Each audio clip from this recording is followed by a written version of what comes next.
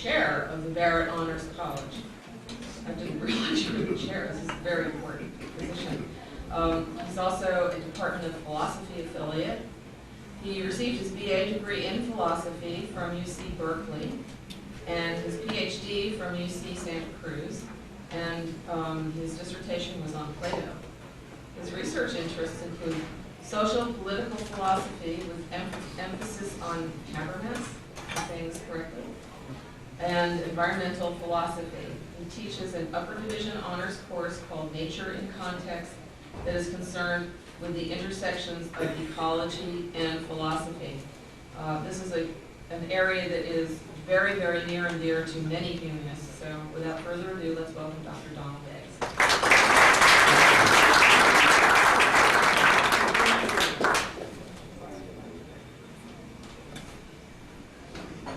Thanks very much for inviting me. I do want to say a little more first about what I propose to talk about. I really am not going to talk about environmental ethics. That's just way too big a topic. Okay. The kinds of questions that come up in that topic are much more complex than what I want to talk about today. Even if you discount the fact that environmental ethics shouldn't be reduced to our own human self-interest, sustainability, and so on. There are a lot of other questions that have to do with the moral standing of things that are not organisms, for example. So I'm not going to talk about any of that. For example, ecosystems or trees, that sort of thing. What I am going to talk about today is whether or not non-human organisms, in particular animals, whether they have moral standing. Most of my time is going to be taken up with getting to the question of which of those animals might there be that have moral standing that are not human. And from the introduction that I heard before, I'm a little disconcerted that you probably all already agree with me. I actually am a little surprised about that, so I'm going to be a little ashamed that not inviting people who disagree with you more than I probably do. To cut to the chase right away, you might want to know what my perspective is before I tell you the reasons for it. And yes, I am a vegetarian, but I'm not a vegetarian. I didn't become a vegetarian for any good reasons. I became a vegetarian a long time ago when people my age were hippies and so on. And hippies, all they did was eat brown rice, as some of you might know. So I became a vegetarian just because of peer pressure and so on. Much, much later, I began to have reasons for sustaining my vegetarianism. And that's partly what I want to talk about today. What reasons are there now to become vegetarian? If you already are, there's some other reasons. Some explanation of the distinction and what might those be. Those will be ethical reasons. I want to distinguish, to begin with, descriptive ethics from normative ethics. Descriptive ethics is a subspecies of sociology. But it's important to take a look at that first. From my perspective, I distinguish historically three very broad developmental stages of ethics. And I call them pre-conventional ethics, conventional ethics, and post-conventional ethics. Pre-conventional ethics, from this sociological descriptive standpoint, were the kinds of ethics that the very earliest humans adopted for themselves in order to regulate their, in order to provide sanctions for their group activities. These would have been sanctions provided by shared symbol systems. Even before fully articulate languages developed, our early human forebears would have had to have internalized sanctions to ensure that the group cooperative behaviors were appropriate. So that's pre-conventional in the sense that those early humans simply had internalized social, internalized symbolic systems without needing to articulate them in a fully linguistic sense. So when did that end? It probably ended when writing was developed, which who knows when that was, probably 5,000 years ago, 4,000 years ago. So when writing was developed and those previously merely symbolic and internalized sanctions were able to be represented in some consistent, explicit way through writing, then those norms, those symbolically regulative standards were something that people could look at in a more objective way. The invention of writing is a very important episode, probably more important than computers. So when those early sanctions and standards were able to be explicitly represented through language, then those rules became what we now call conventions. And that persisted for a long period of time until rather recently. There were many, because the groups themselves had different needs and different traditions, then those conventions varied from group to group. But it was having been made explicit that made them conventions in this explicit sense.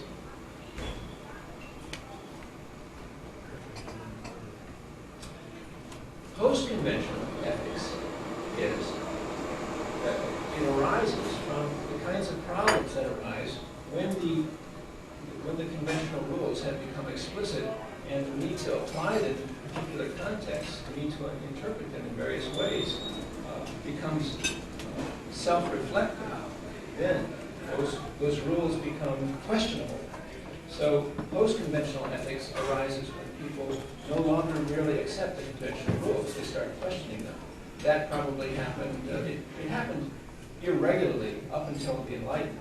After the Enlightenment, once the more or less dogmatic conventions were challenged in a very explicit way, then post-conventional ethics emerged.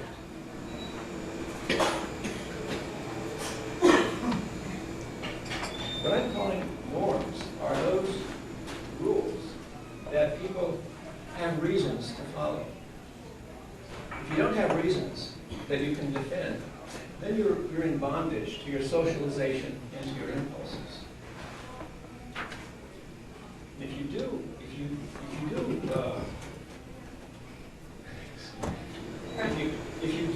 think that your rules are defensible, you won't be defensible. If you do think your rules are defensible, then you're avoiding three positions that resulted from the move away from conventional ethics into post-conventional ethics. Those three positions are nihilism, skepticism, and relativism. Nihilism is simply the view that, well, there really aren't any moral rules. It's just whatever you want to do. Skepticism says there might be moral rules, but nobody has good reasons to know what they are. Nobody has defensible reasons. Relativism is the view that says, well, there might be moral rules, but they're strictly relative either to some group or to each individual. So there's two kinds of relativism, group relativism and egoistic relativism. Let me give you a couple of reasons to think that these two forms of relativism are not rationally defensible.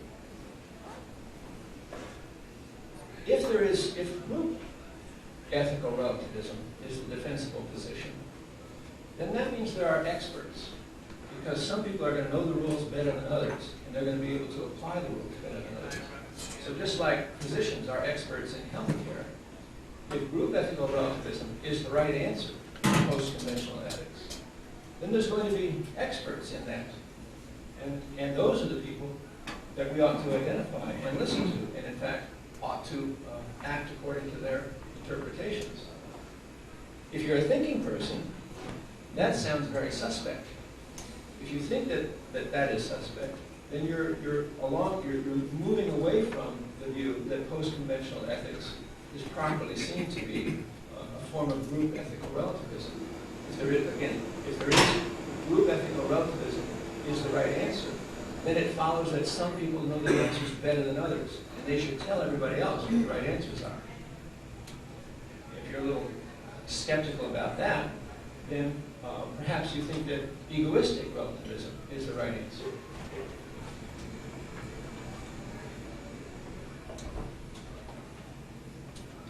The problem with egoistic ethical relativism is that nobody can be wrong. If each ego is the simple authority about what's right and wrong for them, then no one can ever be wrong about what's right and wrong. That also seems a little odd. It seems odd to say there is right and wrong, but nobody's ever wrong. So, it seems to me that post-conventional ethics have to reject both kinds of dogmatism, the dogmatism of group relativism and the dogmatism of egoistic relativism. So how can we get a handle on what the post-conventional normative perspective looks like? I want to give an example of a certain kind of psychological experience that virtually everybody has, that to me is an indication of where to look for an appropriate post-conventional ethical norm. The psychological experience I want to remind you of is resentment. What is resentment? What does it tell us about what might be a legitimate post-conventional norm? Resentment is a feeling that people have that they have been wronged. Not merely that they have been harmed. That is, you stub your toe, and many people, I do this, I kick the rock I stub my toe against. It's not because I'm blaming the rock. It's just some reaction I have. But if someone else intentionally harms me, or even just carelessly harms me, then I oftentimes have the feeling of resentment. I think they ought not to have done that to me. That to me is an indication that there's a reason somewhere that I'm appealing to, which I haven't yet articulated, why someone has obligations to be careful not to arbitrarily or carelessly harm me. So reason is, to me, an experience that points to the fact that there are norms, post-conventional norms, that are not relativistic.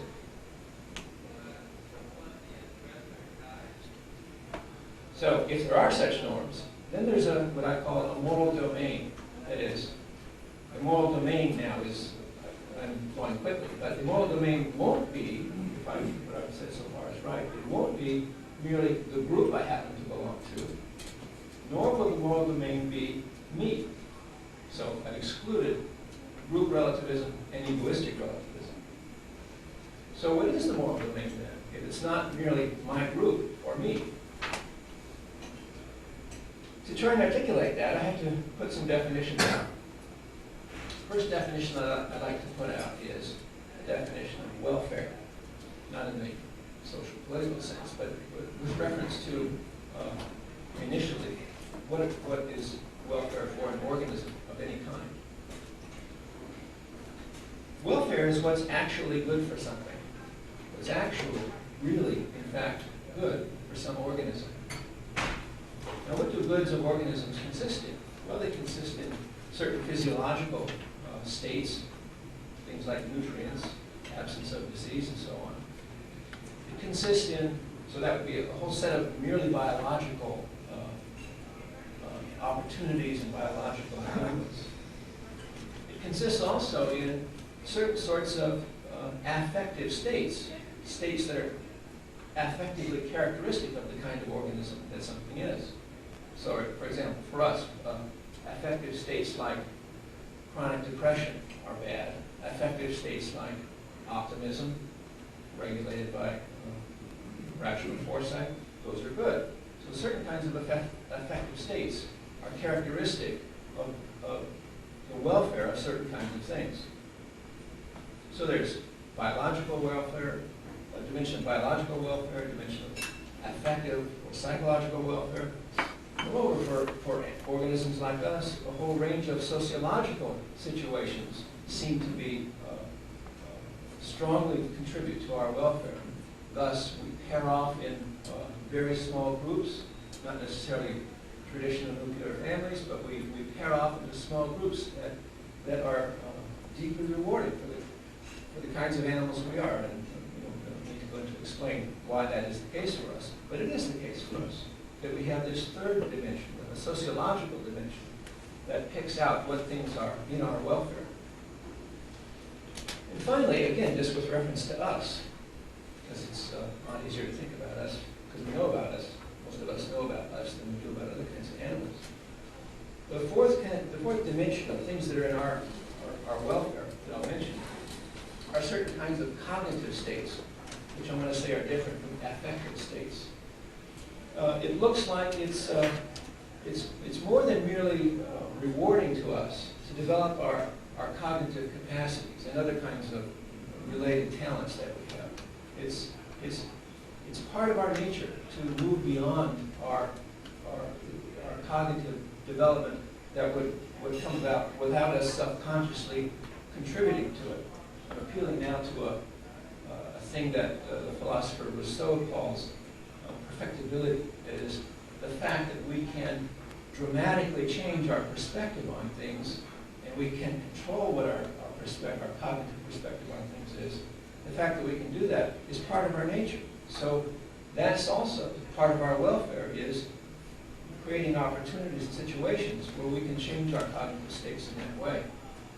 So welfare, at least for animals like us, includes these four dimensions: biological, affective or psychological, social, and cognitive. So welfare is just what's good for the organism. And then you want to look at what various dimensions of goods does the organism have. So the second definition I want to give you is the definition of interest. Some state S is in an organism's interest if it promotes the welfare of the organism. So interests are whatever promotes the welfare of an organism. There's a secondary way of defining that, to say something is in an organism's welfare if it prefers that state. So from this we get two basic and somewhat irreconcilable definitions of interest. Either something is actually in an organism's interest, or something is in an organism's interest because it prefers it. Now, when you see that definition, that choice between definitions of interest worked out in American political history, you basically have Republicans and Democrats. The Republicans prefer preference interests, libertarianism and so on. The Democrats prefer welfare interests, the welfare state. So this definition is really basic, and it probably does indicate that there's a fundamental difference there. And I don't want right now to take a position on that. I want to just say, I want to talk about interests indifferently between those two definitions, welfare interests and preference interests. So I want to say, what I want to do is go on from this point in such a way that I don't have to decide between those definitions. Relatedly, thirdly, I'll define the concept of harm. Harm is whatever sets back one's interests, or harm is whatever is adverse to one's welfare. So that's pretty straightforward. Now, here's something that you're going to want to possibly challenge me on later. I want now to define moral harm as distinct from welfare harm. Moral harm is what one could or would act to promote, protect, or preserve one's welfare. Moral harm is what one could act or what one will act to promote, preserve, or protect one's welfare. All right, now, I've given you four definitions. What I'd like to do, if what I've said so far is more or less plausible, what I'd like to do is to ask, what perspective, what cognitive perspective, best captures and organizes these minimal definitions what I'm going to do is consider 4 families of moral theories that respond to these definitions and try and elaborate a perspective that captures those 4 definitions and thus presents a post-conventional normative perspective. And I'm going to say what's wrong with the first 3, so we know where I'm headed. When I was talking about individual or egoistic relativism, in effect I was talking about a position that's also sometimes called psychological egoism. That is, you just can't be wrong about what your preferences are. That view is different from what's called moral egoism.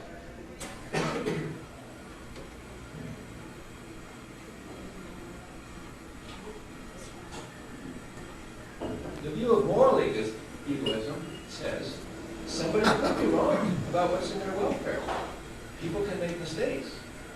So moral egoism is the view that says what's right is whatever actually contributes to the welfare of that particular organism. Now I want to ask, is moral egoism cogent? I don't think that it is cogent.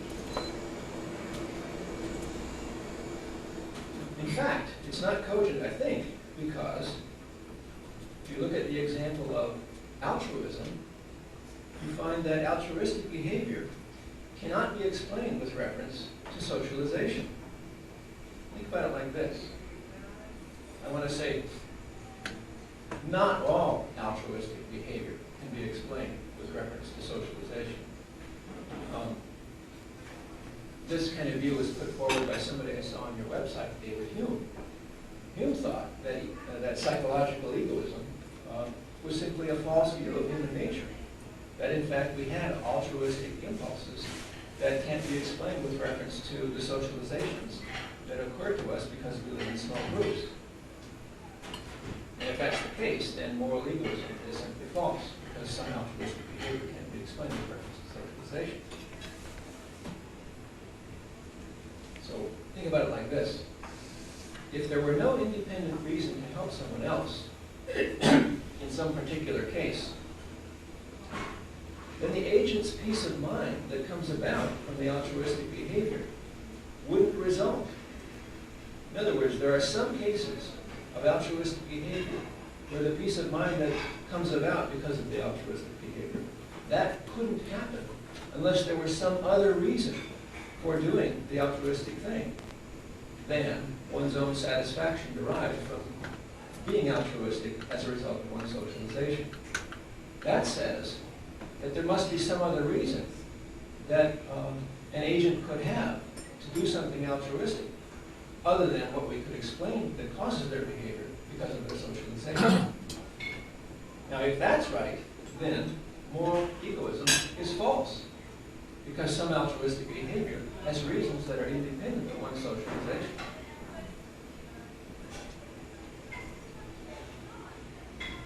Now, if you generalize from that, you wonder, how is it that there's something relevant an agent could consider that isn't in their own self-interest? In other words, their morally egoistic self-interest. What is it that there could be that an agent could be thinking of that is sufficient reason for them to do something altruistic? So that, I'm just leaving that as a question for right now. It looks like there might be reasons that generalize beyond the agent's own self-interest. In other words, beyond moral egoism. So I'm taking that as sufficient, that I've disposed of moral egoism, and I ended up with, it looks like there's something else. So the next position I want to look at is something I'm sure most of you have heard of, called utilitarianism. Utilitarianism is the view that says agents ought to do whatever maximizes the aggregate pleasure or well-being of some specified group, or also whatever minimizes the harms or pains of some specified group. Now, what is the specified group for utilitarians? technically, it's whatever can feel pleasure and pain. In other words, the moral domain for utilitarians is whatever is sentient, that is, whatever can feel. Trees don't feel, so they're not in the moral domain. Plants exhibit tropisms, that is, they respond in various ways to certain environmental inputs. But they're not responding because they're feeling something. They're responding because they've got certain kind of chemical pathways that produce certain reactions. So the criterion for utilitarianism is whatever has subjective states is in the moral domain. Now they put it like this. If something is sentient, then it has interests. Its pain should matter to any moral agent. And the aggregate of pains or pleasures is exactly what matters to moral agents. So, moral agents, that is, people with post-conventional norms, they have an interest in not suffering. So if all else is equal, then they extrapolate or generalize their own interest in not suffering to anything that has the capacity to suffer. So, analogously, just as he has an interest in not suffering, say some discriminatory slight, he generalizes and says, well, she has an interest in not suffering some discriminatory slight. So utilitarianism finds that there's some generalizable feature of the interest that organisms have in not suffering. And that generalizable interest makes utilitarianism an extremely far-reaching position.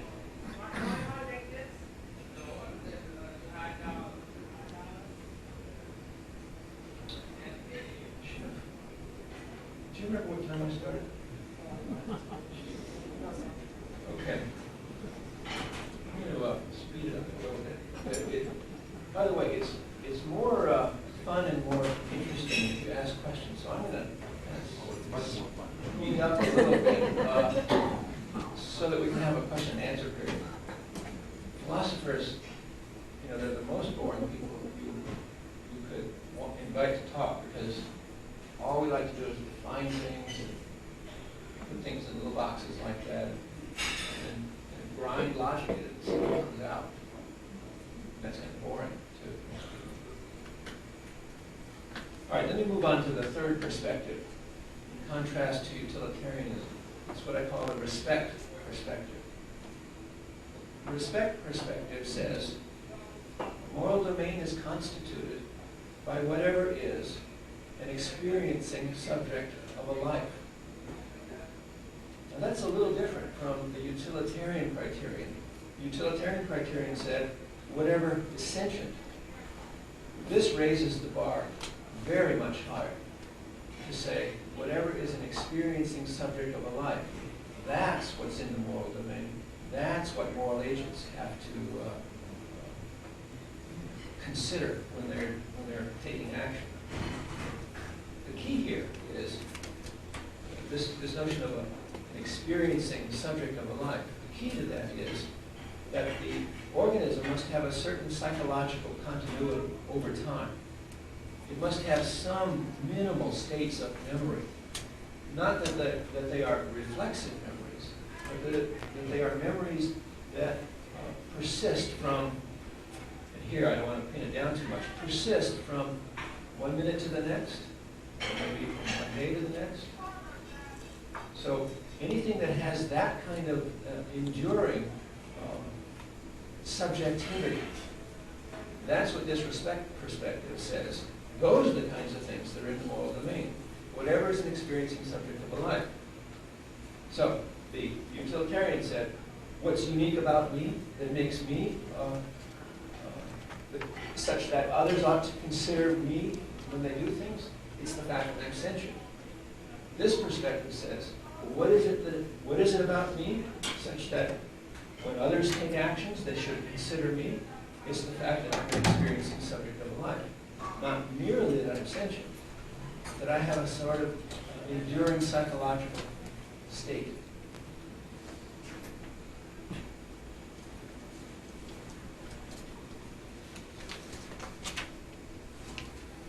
point here is that it's the right of the organism not to have its psychological states arbitrarily damaged or disrupted. That's what the post-conventional norm would be for this perspective. Now those two perspectives, the utilitarian perspective and the rights perspective, they have gotten worked out in recent history since about the 70s or so. In two movements, one called the animal liberation movement, that's associated with the utilitarian perspective of sentience, and the other called the animal rights movement, associated with the respect for subjective states perspective. Those two perspectives are very rarely distinguished in the press or in popular culture. But in fact, I hope as you can see that what they pick out as the moral domain are very different from one another. The utilitarian perspective that picks out sentience would probably say that something like a shrimp deserves the consideration of moral agents, whereas the animal rights movement probably properly would say that shrimp don't have enduring subjective states. They don't have memories of what it was like 20 seconds ago. And so they're not the kind of thing, like meat, that has subjective states, such that they deserve my consideration when I contemplate some action. Well, I want to now move to the fourth perspective by telling you why I think those second two, the second and third perspectives, utilitarian and respect perspectives, are inadequate. I think the problem with the former perspective, utilitarianism, is that it's too broad. The criterion picks out the wrong kind of thing. The utilitarian perspective picks out states called pleasure and pain and seeks to aggregate those as the criterion for what's morally right and wrong to do. I think that's wrong. I think what morality is picking out is individual organisms, not the aggregate of states of organisms. And so it picks out something that's wrong, and it's also way too broad, I think. The problem with the rights perspective is that it's too narrow. The criterion adds too much. What's relevant about me, such that because of my feelings of resentment, I think others ought to consider me when they do things. What's relevant about me is not merely that I'm sentient, nor is it so restricted that it's precisely my enduring psychological states that ought to be considered by moral agents. In fact, I think what the right criterion is, and that picks out what the moral domain is anything that has psychological integrity. So it's a rather weaker criterion from experiencing subject of a life. So from my perspective, this is now the fourth perspective, I think that anything that has beliefs or desires, whether or not those psychological states persist over time, anything that has beliefs or desires is what constitutes the moral domain. Beliefs and desires, by the way, are just those neurological outputs that permit organisms to navigate in their environments. So anything that has beliefs and desires are those things, I think, that are in the moral domain. That is, they deserve the consideration of moral agents. So this fourth perspective is what I call the care perspective. So it's not sentience, the aggregation of pleasures and pains. It's not respect. So it's not animal liberation, it's not animal rights. It's care.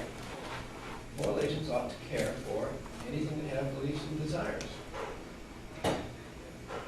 The norm here is, the way I articulate the care norm is, moral agents ought not to harm, not ought arbitrarily to harm the psychological integrity of anything that has beliefs and desires.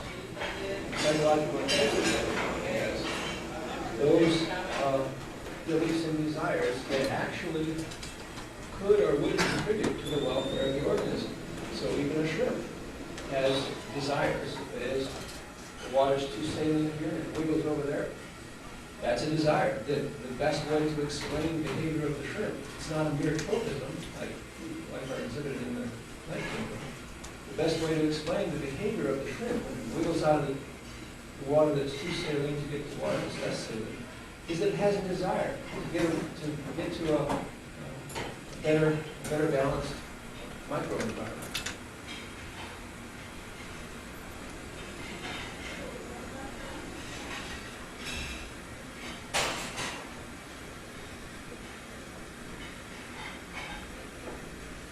Well, let me stop at that and not try and clean it up and polish it up so much.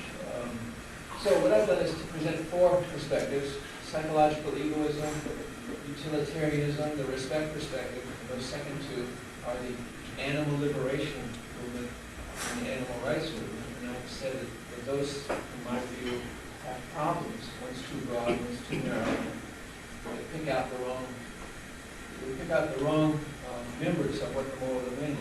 The moral domain is just whatever moral agents ought to consider in engaging in conduct. Question back there, yes? Yeah, are you referring to instinctual desire and instinctual belief, or are you attributing any thought to the shrimp, like, oh, well, we're better over there because the sun's brighter or something? You know what I'm saying? Yes. I think all desires are forms of thought because they are kinds of psychological states. So a tree doesn't have desires, right? It doesn't desire to turn its leaves to the light. That's a tropism. It doesn't have psychological states. The best explanation for desires, it looks like, is something that has a nervous system. Probably the chordates are the class of animal below which the animals don't have desires. So instinctual desires, for me, will count. Probably there aren't anything like instinctual beliefs. We might have genetic dispositions to acquire certain cognitive states that result in beliefs. But we're not born with those cognitive states. We just have genetic dispositions to produce those cognitive states. Yes?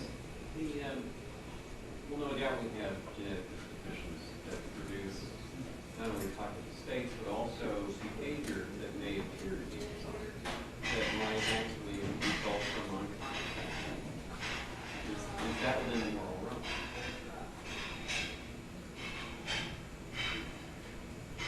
Nothing can merely appear to be desire. It actually is a desire or not.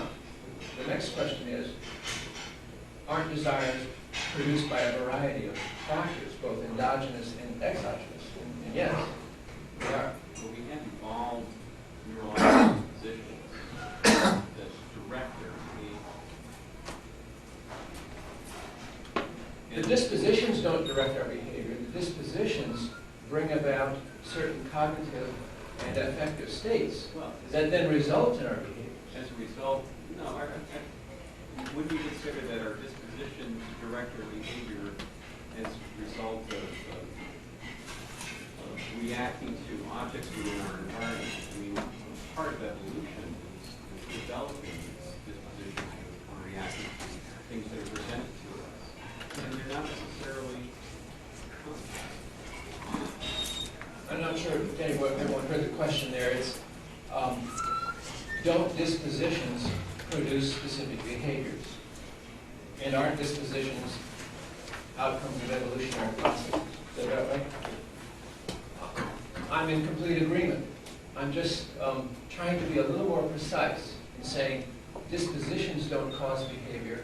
Dispositions, first of all, set boundary constraints on the kinds of mechanisms that will produce behavior, and they then bring about, by a whole series of other interactions, they bring about cognitive and affective states. It's the cognitive and affective states that cause behavior, not dispositions. The dispositions are one of the preconditions that make it possible to have beliefs and desires. The dispositions don't cause behavior. I'm being a little mechanistic here. Behavior is what organisms do in response to their environment or in response to endogenous processes. Your genetic makeup doesn't cause you to do anything. It's merely a set of boundary conditions for you as an organism. Yes?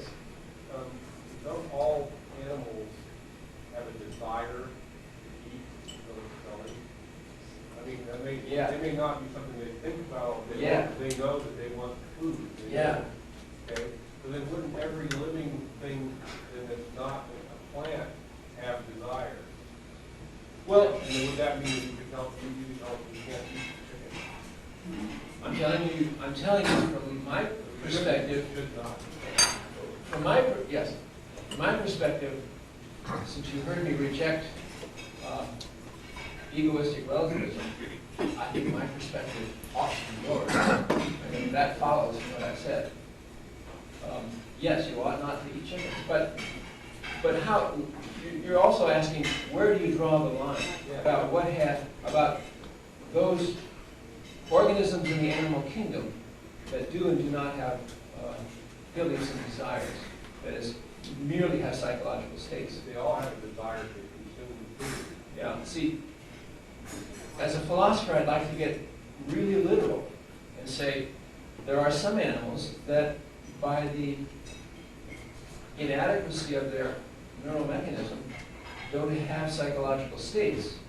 So I wouldn't just draw the line there and say some animals move by virtue of their neural organization, but their neural organization isn't complex enough to have psychological states. Now, where do I draw the line? Annelid worms probably don't have psychological states. Probably some of the sessile crustaceans don't have such psychological states. They certainly respond to immediate stimuli, but probably, amoeba, probably not. But I mean, you stick a fish and it wiggles, and it's not a tropism. It's wiggling because it's experiencing psychological states that say, "Get out of here. Let's move out of here." So, So are there any animals that do not have desires then? yeah, I mean, like besides worms. well, let me say, there's a whole bunch of. I wish I knew a lot more zoology than I do, but in a sense, I don't care because I wouldn't be eating them anyway. The problem is, if you've bought into the argument so far, you are wrong not to be a vegetarian, unless you think you can find, go find those animals that don't have psychological states and eat those. They probably won't be that nutritious or flavorful. Yeah, I guess I disagree with you on chicken or even cow. Yeah, let me address that question. On what basis do I say that any vertebrate has psychological states, any normal vertebrate? On what basis do I say that? Why do you think I have psychological states? Seriously. Self-aware. You're capable of abstract thought. All you hear is a bunch of words coming out. I'm just responding. I'm just a mechanism whose socialization has caused it to vocalize in this way. I'm a machine. How do you know I've got psychological states? I'm just big blue. I'm a wet computer. How do you know I've got psychological states? It's a real question. I'm just responding to stimuli. Let me tell you my answer. My answer, how do I know something's got psychological states? It's the best explanation, given what I know about something's physiology, to explain its behavior. So what I know about the physiology of plants, and its difference from my physiology, I know I've got psychological states. And so on analogy with me, I'm pretty sure you've got psychological states. Pretty sure. I'd be unreasonable not to think that you do. Why do I think you do? Two things. You've got a nervous system, which I'm pretty sure explains why I'm able to have psychological states. Secondly, psychological states is the best explanation for the behavior of things with nervous systems. Whereas it doesn't look like it's a very good explanation at all for plant tropisms. Now there's this middle line here. In the animal kingdom, it looks like there are behaviors of some organisms, such a simple neural setup that probably those organisms aren't having, they don't need psychological states to behave appropriately. For that gray area, frankly, I don't care where you draw the line. But to answer your question, why I think that anything other than me has psychological states? Because it's the best explanation for my behavior. And coming back to this question, it's precisely beliefs and desires that explain behavior. Precisely that. And genetic endowment, socialization processes, those obviously contribute to the boundaries of something that has beliefs and desires. Those contribute to the boundaries of the behaviors of that thing. But they don't explain this behavior and that behavior. Only beliefs and desires explain actual individual behaviors of individual organisms. Yes?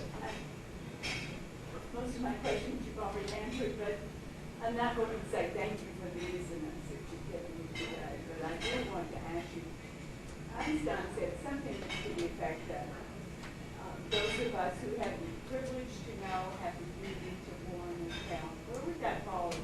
I didn't get a whole of what you said. That Einstein said that those of us who have the privilege to know have the duty to warn. Where would that fall in the four official categories? The four moral categories? Right.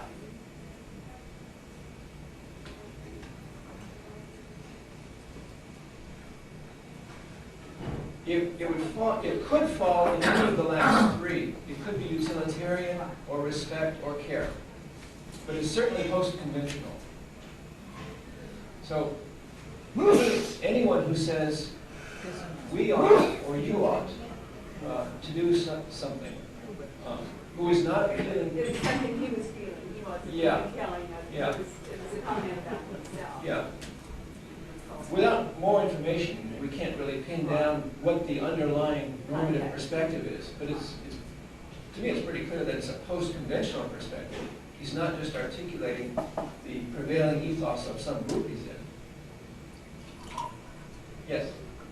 Well, I guess I'm going in two different ways. The food chain says the larger eats the smaller, and the carnivores, the larger carnivore eats the smaller carnivore. On down, and that's nature. Yeah.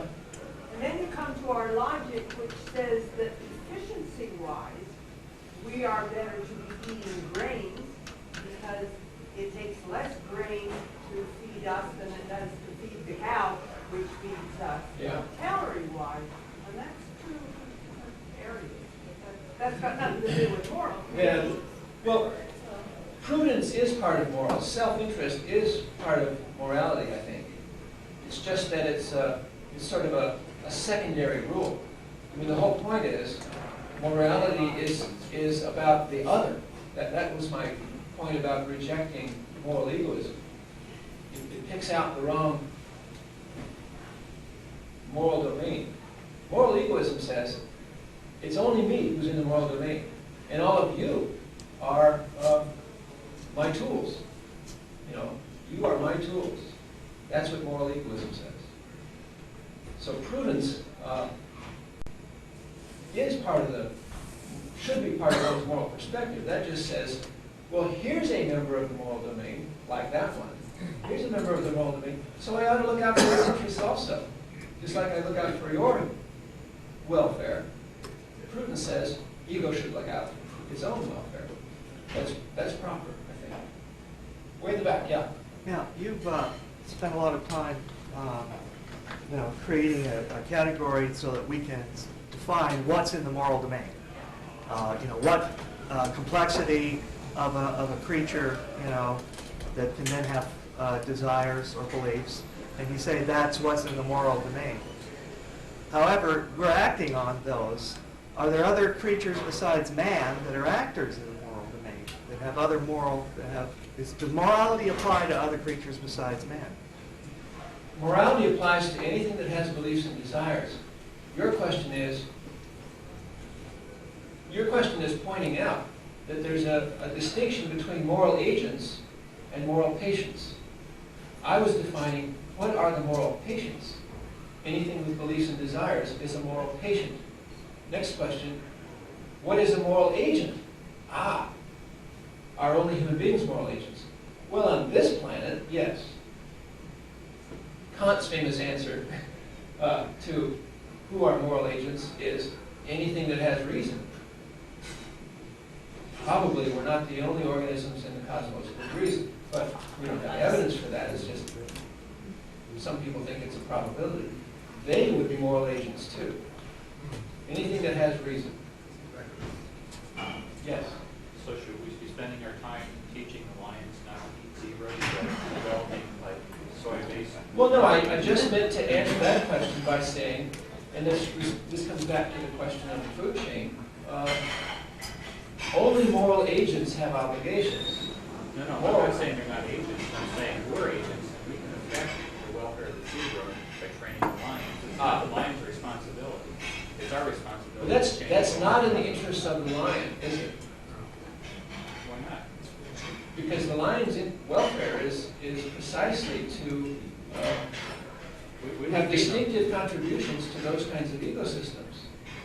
This is why environmental ethics gets a lot more complicated pretty quickly, as distinct from questions merely about what's in the moral domain.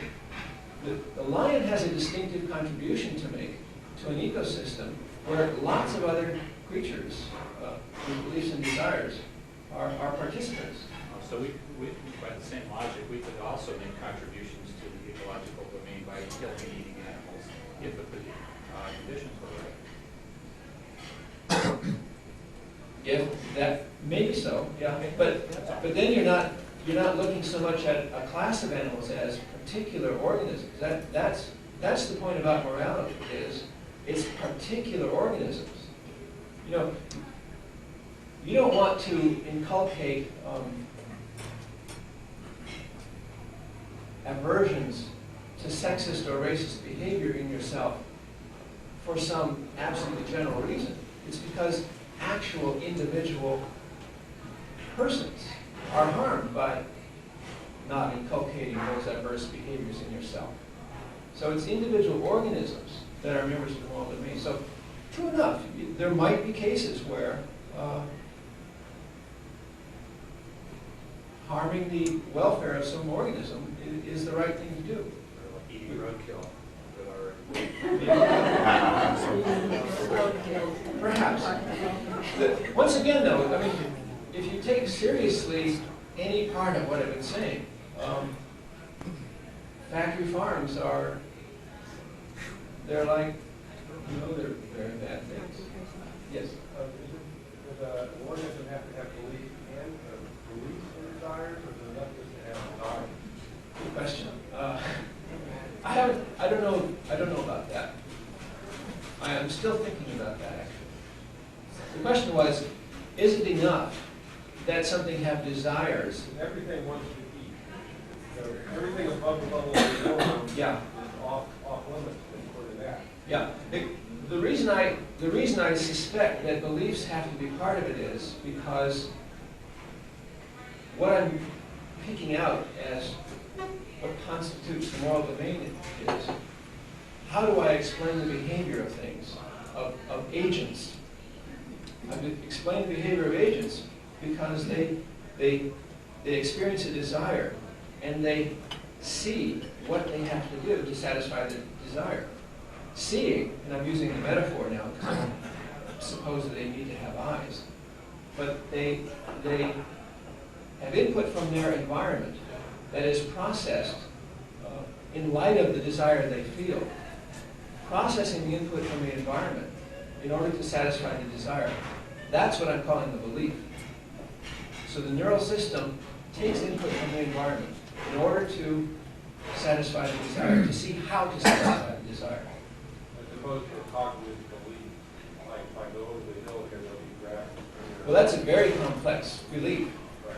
So I want to get, way down there and It just, sounds like these beliefs are simply functioning, day-to-day functioning of an organism, as determined by evolution.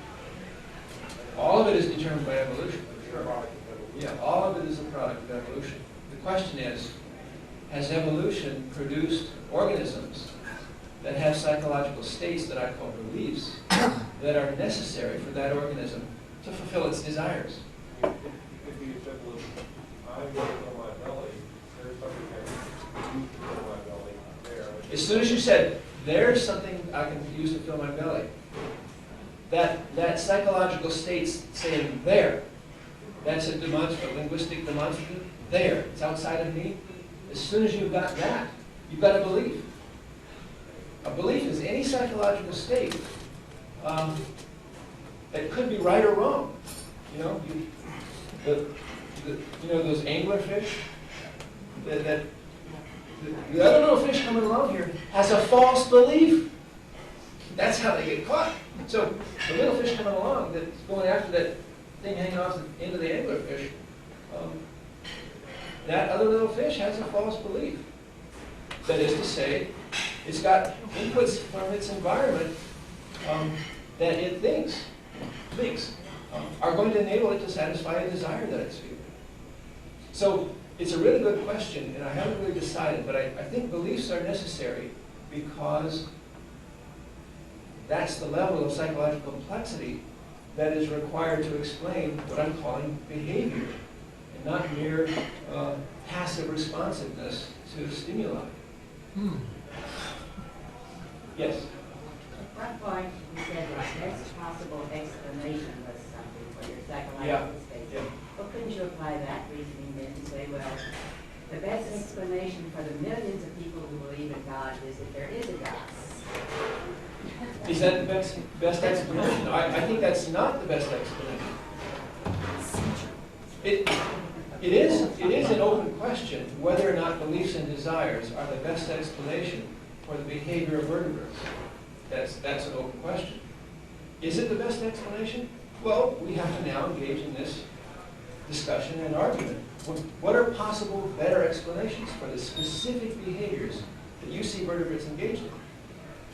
In the case of theistic beliefs, I can think of some better explanations than that there really is something answering to those beliefs. That's what I was gathering from the introduction earlier, that you probably think there are better explanations for false beliefs like that.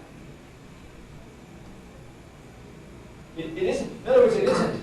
The majority view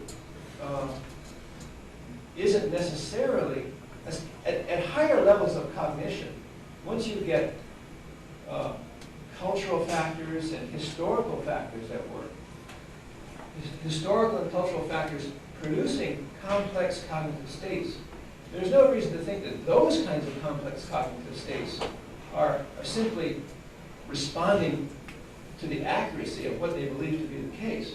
Those complex states are being produced by a really complex history. Yes? I'm just going to respond to your question. That is, we're not born believing in a God. We're taught. Yeah. It seems awfully simple to me that we are taught that there's a God. We're not born. When we're born, we have no morals. We are so self-centered. The whole world is about us when we're born. Yeah. And then we're taught everything else, other than what is intuitive, I guess. Yeah, and for me the key is that we reach a point several hundred years ago when individuals start teaching themselves through the critical application of this cognitive capacity that they have. So we at some point we internalized, individuals began routinely to internalize this self-corrective checking mechanism that enabled them to survey a whole range of beliefs that their group offered to them. And that self-checking cognitive capacity that became routinized in some cultures a few hundred years ago. That's what produced the possibility of post-conventional morality. That is, people thinking for themselves. And then engaging in debate with one another without appealing to non-natural phenomena. And to me, the interesting thing is,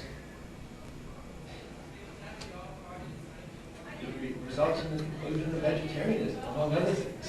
Just because it's the only impartial perspective for post-conventional morality. It's simply arbitrary to limit the moral domain to moral agents. The moral domain is rather larger, I think. Yes? Indulge in this type of exploration, but my concern is that we're all going to be outsmarted by single-cell organisms. Yeah. Or we'll outsmart ourselves. Yes? I was just wondering, vegetarianism can be supported by the other perspectives. There are sufficient reasons to be vegetarian that are not moral. But also is a reason. Sorry? Utilitarianism possibly. That is a moral perspective that results in vegetarianism. But where I thought you were going was to say that there are sufficient non-moral reasons to be vegetarian, and I agree with that. There's a whole range of reasons. What are the calorie differences? How many calories brain take to get it for half the calories you need? It's something like 10 to 1, isn't it? I don't know. Yeah. It's very inefficient. Are you trying to establish a relative norm that states that we ought not to limit the moral domain?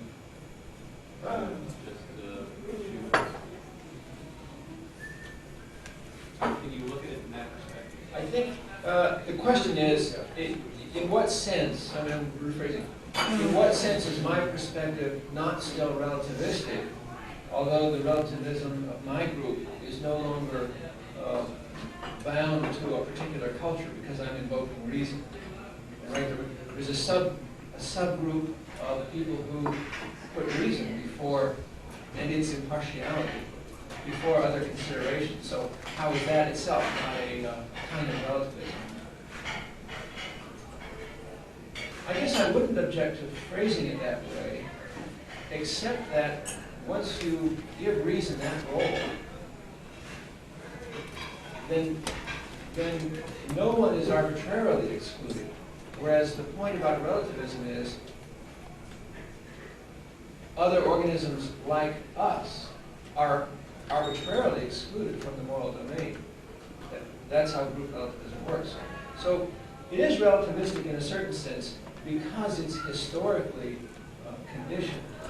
So post-conventional morality is historically conditioned, and thus it's relative in a sense. But because it gives reason such a prominent role in the impartiality of application of norms that reason insists on, to me suggests that it's not relative in the egregious sense. It's only relative to, well, this is as far as we've developed. Does your reason, it's just you claim to establish that these animals have beliefs and desires, and that's the foundation of your reason? Yeah, establishment is a little strong. What I claim is, until a better explanation comes along, that's the one I'll act on. So I want to put forward a very fallibilistic criterion, one that's open to challenge and evidence. And that's what makes it reasonable. So it's provisionally established, because I can't imagine what a better explanation for the behavior of certain organisms is than that they have beliefs and desires. You don't believe that animals can act unconsciously to evolve this position? Well, certainly certainly animals, all animals have what you're calling unconscious, let's say, desires and dispositions.